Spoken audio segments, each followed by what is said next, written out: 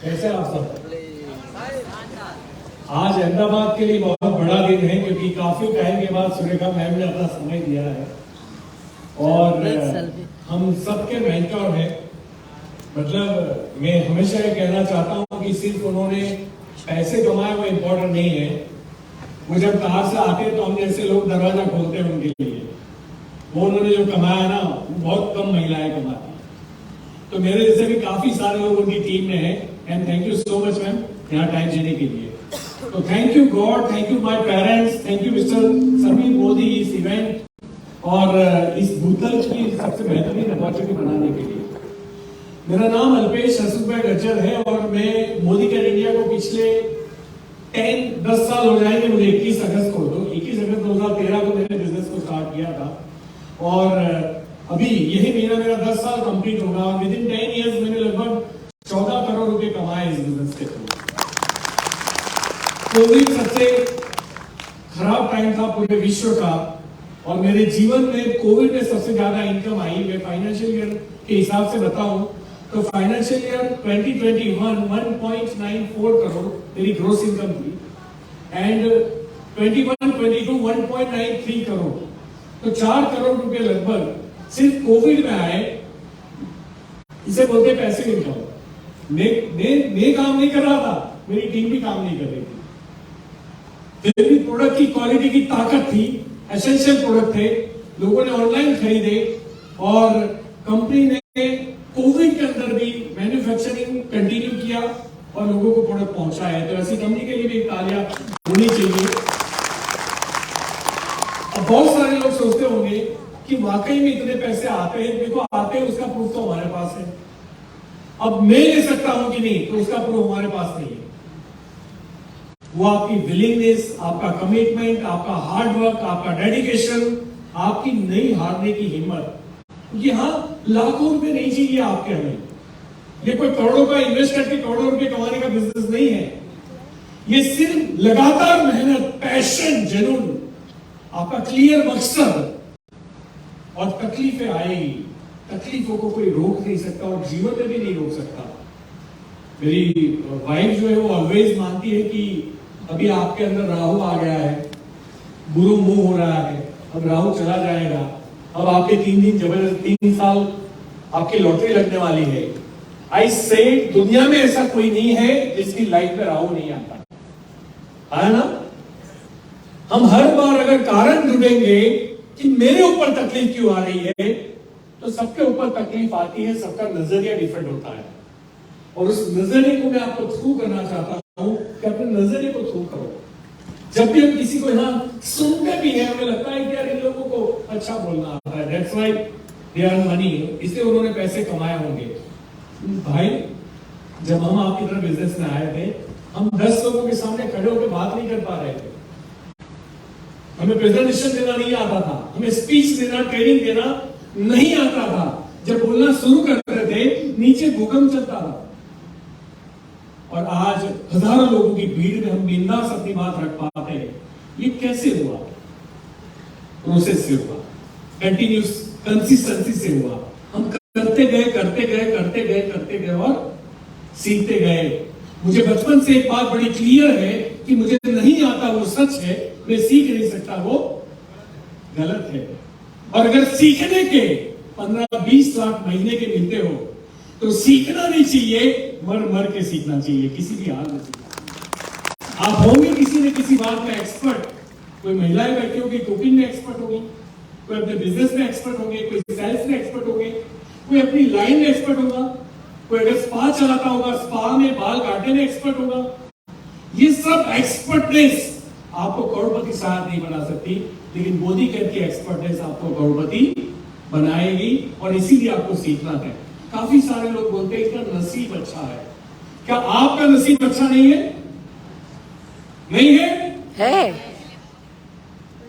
नहीं, इसीलिए तो आप जिंदा हो। पहली बात, कोविड जैसी महामारी के बीच में आप लोग सांसें ले रहे हो, अच्छे अच्छे मुश्किल में चले गए, आप लोग जिंदा हो, इससे बड़ा कोई नसीब नहीं हो सकता। परमपिता परमेश्वर ने आपको आंखें, हाथ, पैर सब कुछ दिया है और फिर भी हम भगवान के पास वापिस आके मांगते देते।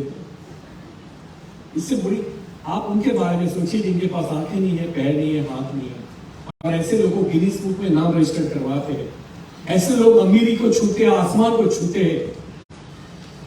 पैरों से, आंखों से, हाथों से अपाहिज होना ये कोई चैलेंज नहीं है, अपने सोच से अपाहिज होना दैट्स द चैलेंज। और हमारी सोच में कमी है। जिस दिन हमारी सोच बड़ी हो गई तो सक्सेस अपने आप बड़ी हो जाएगी। सोच बड़ी होगी तो आपको पता है कि चैलेंजेस भी बड़ी होंगी, और ऐसी कोई चैलेंजेस बनी नहीं है कि इंसान उसको ठीक न कर पाए।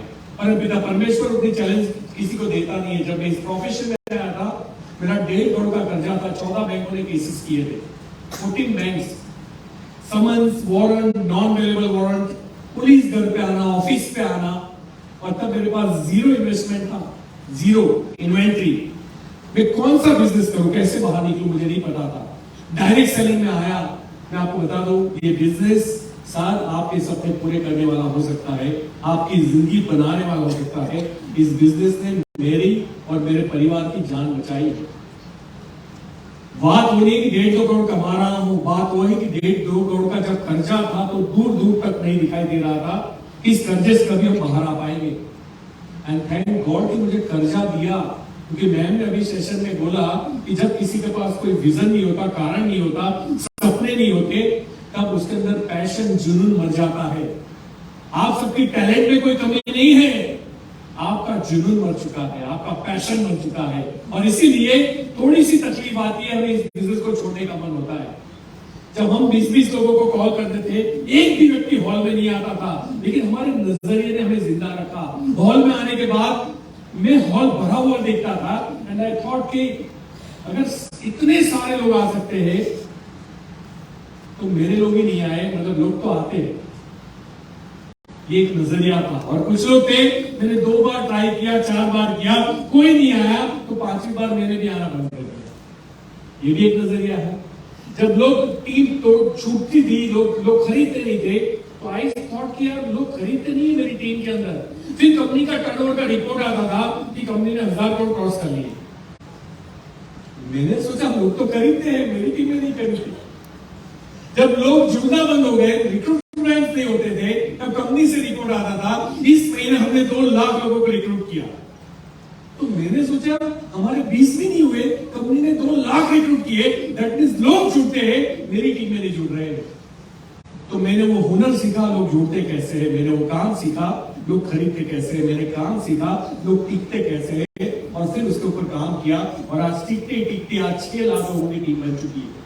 और 6 लाख लोग सुबह उठ के ब्रश करेंगे, चाय पिएंगे, कॉफी पिएंगे, नहाएंगे साबुन से, शैम्पू करेंगे, मेरे घर पे 15 लाख रुपए महीने आ जाते हैं, 15 से 20 लाख रुपए। आप सोचिए इतना सारा पैसा अगर किसी धंधे में मिलते हो, और फिर भी हम ये कैसे नहीं चलेगा उसके बारे में सोचे, तो इससे बड़ा नेगेटिव नजरिया कोई हो नहीं सकता। जब आपको पता है एक व्यक्ति ले रही है, 2 ले रहा है, 3 ले रहा है, अभी आपके सामने काफी सारे लोगों ने स्पीचेस दिए, अगर इतने सारे लोग कर सकते हैं तो हम कर सकते हैं कि नहीं? यस। कर सकते हैं कि नहीं? यस। लेकिन कई बार होता है कि डेमो के उठा के लोगों के घर जाना, not my cup of T, आया ना दोस्तों। दिमाग में एक बात डाल देना, धंधा छोटा और बड़ा नहीं होता, धंधा सही और गलत होता है। और इफ यू थिंक कि हमारा बिजनेस गलत है तो मुझे बता दीजिए, मैं आपसे छोड़ता हूं। लेकिन गलत नहीं है तो आज के बाद पीछे मुड़ के मत देखना। छोटा और बड़ा अगर धंधा होता ना, तो जूते का बिजनेस कभी बाटा नहीं बनता, और लोहे का बिजनेस कभी टाटा नहीं बनता। ब्यूटीफुल। अपनी ताकत को समझिए। Everybody is unique. आप अलग हो सकता है कि मेरे अंदर जो बात है वो आपके अंदर ना हो, लेकिन ये भी फैक्ट है कि जो आपके अंदर बात है वो मेरे अंदर भी नहीं है। और इसीलिए परमपिता परमेश्वर सबको एक यूनिकनेस के साथ पैदा करता है। अगर आप उसको सही तरह से जियोगे नहीं, सूर्यका मैम ने बोला कि जिंदगी छोटी या बड़ी मायने नहीं रखता, उस जिंदगी के अंदर आपने क्या किया, दैट्स मैटर। और इसीलिए अगर कुछ किए भी ना गए तो इस लाइफ का कोई मतलब नहीं रहेगा। We are human, we are super power. हमने पहाड़ों को चीर के रास्ते बनाए हैं, हमने नदियों का रुख मोड़ा है, हम चीते की तरफ भाग नहीं सकते, हमने बुलेट ट्रेन डिजाइन की, हम ईगल की तरह उड़ नहीं सकते 300 किलोमीटर प्रति घंटा, हमने जेट प्लेन डिजाइन किया, हमारे पास शेर के जैसा जबड़ा और पंजा नहीं है। उसी शेर को हम गोली से ढेर करते हैं, उसी शेर को हम सर्कस में नचवाते हैं। और वही इंसान का बच्चा जब ये बोले मेरे से होगा कि नहीं, दैट मींस से इंसान प्रजाति के ऊपर गाली है। हम कुछ करना नहीं चाहते, हम कुछ करना नहीं चाहते, ये प्रॉब्लम है। हमें नहीं आता, ये प्रॉब्लम नहीं है। नहीं आता तो शिक्षण प्रणाली है हमारे पास, ट्रेनिंग है, आपको आ जाएगा। लेकिन अगर मैं करना ही नहीं चाहता, उसका कोई ऑप्शन नहीं है। और ऐसे लोगों को बच्चे भी अपना रोल मॉडल नहीं मानते, उनके खुद के बच्चे भी उनका रोल मॉडल नहीं मानते, उनकी पत्नियां भी बायबैक का इंतजार करती है कि भैया किस घर में मेरी शादी हो गई, गलती हो गई, कोई ऑफर आ जाए चेंज कर दे इसको। प्लीज अंडरस्टूड, लाइफ एक बार मिली है, आपका परिवार आपका है, आपकी जिंदगी आपका है, सपने आपके हैं, तो कोई बाहर का आके आपको मोटिवेट क्यों कर रहा है? आपको क्यों समझ में नहीं आता? हेलन केलर एक ब्लाइंड महिला थी जिसने फर्स्ट ग्रेजुएशन कंप्लीट किया था, एंड सम रिपोर्टर आस्क्ड कि भैया मैम न देखने से बुरा और क्या हो सकता है, क्योंकि वो ब्लाइंड थी, अंधी थी, और उसने ग्रेजुएशन कंप्लीट किया था, और प्रश्न पूछा गया न देखने से और बुरा क्या हो सकता है। अब आप सोचिए क्या जवाब दिया होगा, जो कभी देख ही नहीं सकती, उसके लिए कोई और बुरा हो सकता है? नहीं, उसने बोला कि न देखने से बुरा यह है कि देखते हुए भी न देखना। हमें सब दिख रहा है, लेकिन नहीं करने के कारण हम दूर निकालते हैं। शर्म तब आनी चाहिए जब हमारे बच्चे सही स्कूल में न पढ़े। शर्म तब आनी चाहिए जब माँ बाप को खैराती हॉस्पिटल में लेके जाना पड़े। शर्म तब आनी चाहिए जब हम किसी की बच्ची को ब्याह के लाते हैं, तुझे रानी बना के राज करवाऊंगा। अरे रानी नहीं बनती, हमारे देश में 80% महिलाएं नौकरानी बन जाती है। शर्म तब आनी चाहिए, शर्म तब आनी चाहिए जब उधार मांगते हैं, शर्म तब आनी चाहिए जब बीवी बच्चों के हाथ उठाते हैं, उनको गाली गलौज करते हैं। शर्म आने के सैकड़ों फेल है। जिस दिन आपने डैमों की उठाने में शर्म नहीं की, यकीन मानिए आपकी आने वाली 7 पीढ़ी को किसी चीज के लिए शर्म नहीं करेगी। इसीलिए हमारे प्रोफेशन में आइए, शर्म को साइड पर रखिए, कुछ भी गलत नहीं है, ईमानदारी का धंधा है, कहीं किसी के पैसे डूबने वाले नहीं है। और कंपनी, किसी ने मुझे पूछा कंपनी बंद हो गई तो मैंने बोला तूने कितनी डिपॉजिट दिए मोदी के को? बोले कुछ नहीं। तो मैंने बोला क्यों इतने फालतू के सवाल पूछता है? अभी बिग बाजार बंद हो गया, किसी का कोई नुकसान गया नहीं।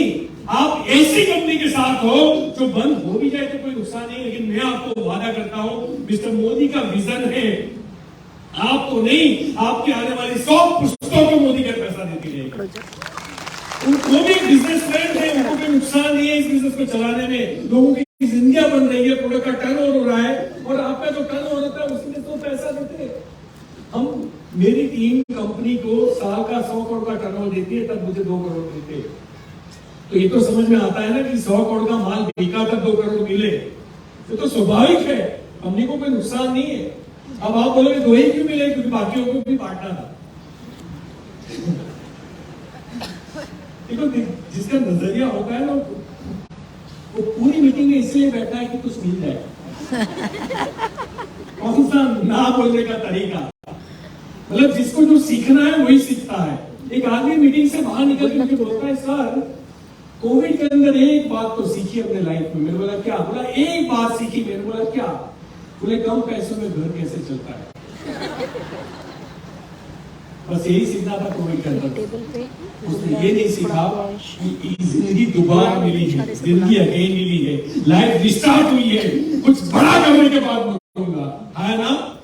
तो आइए हम लोग इतिहास देखो। आज मेरा टाइम नहीं है, आज मैम का टाइम है, और पर्टिकुलर जहां तक मेरा एक्सपीरियंस है, सुरेखा मैम का टाइम मिला बहुत मुश्किल है, क्योंकि पूरे इंडिया में उनकी टीम फैली हुई है, उनका कोई दोष नहीं है। और अगर एक शहर में एक बार जाएंगे ना, तब भी उनको दूसरे शहर में आने के लिए 3 साल लग जाते हैं या 4 साल लग जाते हैं। और दैट्स व्हाई आज उनका सेशन है, आप सीख के जाइएगा। वो जो सिखाते हैं ना उसमें डाउट मत कीजिएगा, ब्लाइंडली ले लीजिएगा। आज हम लोग जहां कहीं भी है उनसे सीखे, और सीखे नहीं है, वो किया है हमने और इमीडिएट किया है। आज जो सीख के जाओगे उसका क्या करोगे? आप अप्लाई करेंगे। कब करेंगे? आप कुछ लोग कल से करेंगे, फिर मंडे से, फिर बच्चों की एग्जाम खत्म हो जाए बाद में, फिर वैकेशन, फिर बारिश खत्म हो जाए, फिर दिवाली आ जाए, फिर कन्हैया को नचवा लेंगे, जन्माष्टमी, फिर राखी बांध लेंगे और उसके बाद में फिर सोचेंगे हम करेंगे। ऐसा तो भैया टालते टालते जिंदगी खत्म हो गई। अगर आप चाहते हो आपकी लाइफ के 60 साल बर्बाद ना हो तो मोदी कैंप को 3 साल दे दीजिए। अगर मोदी कैंप को 3 साल दे दिया, आपको और आपकी परिवार को पैसे के लिए काम करने की जरूरत नहीं होगी। तो आज आपके पास मौका है, आपको जो सीखने को मिलेगा ना, समझ लो आज आपके लिए जो पैकेज आया है आप लोग सोच भी नहीं सकते। देखो हम तो मैम को सुनने के लिए 500 लोगों को, 400 लोगों को लेके दिल्ली जाते हैं, 5000 फीस भरते हैं, 5000 रुपीज। यहाँ तो कई लोगों ने अपनी खुद की टिकट नहीं निकाली हुई है। आप सोचो फ्री में, और वही पैकेज आपको यहाँ पे मिल रहा है। और अगर ये सेशन खत्म होने के बाद आपको फील हो कि 200 रुपये वसूल हो गए तो दे देना बाजू वाले। Thank you so much and thank you so much.